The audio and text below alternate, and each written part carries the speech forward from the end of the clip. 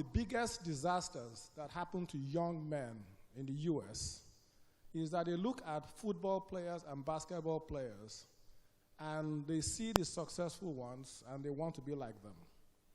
And they waste many of their years trying to be successful basketball players or football players. And the sad fact is that the National Basketball Association employs 60 people a year, on average, 60 in the US. But those are the ones you see. You don't see the thousands that try to be the 60 and they didn't study, they did not pursue their dreams, and they fall by the wayside. So, but the white people, my apologies to Mr. Weeks, they go to school and they learn to be engineers and lawyers and doctors.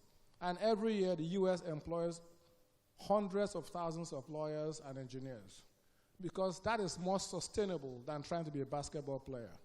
And so the gap continues. So for the young people here, let me say this. Government owes you a number of things, and you owe the government also a number of things.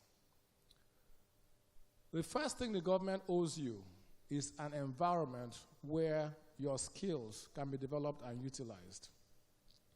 I keep hearing about education. And I have a completely different view about education in Nigeria. Nigeria produces more doctors for the rest of the world than almost any other country in the world. It's not that we don't have good doctors. We have 40,000 doctors in the US today. So what are we doing? We're going to create more doctors so they can go to the US and stay, and UK. We need to build the hospitals here so that the doctors can come back and practice. That's what government owes you. Government doesn't owe you teaching you so that you can go to the US. It owes you the environment to practice your skills. And that's one thing government is not doing. I keep telling people that if I was in university today, I would not have studied mathematics, and I would not have worked so hard to graduate so highly. Because there's no correlation between going to university today and getting a good job. There's a better correlation between going to politics and getting a good job.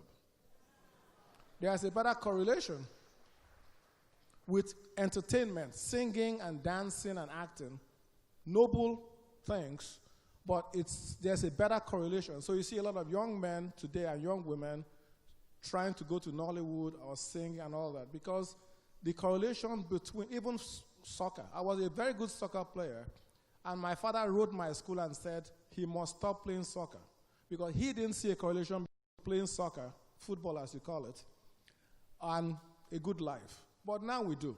So many people are encouraging their children to play football in school. So we can talk all we want about the future and tomorrow. We in government have to create the environment so that young men want to study. Young men know that when they study engineering and they come out, they have jobs. Young men have to know that being a lawyer is a good career and leads to a better life. And until we do that, there is not enough room in this country for the young men.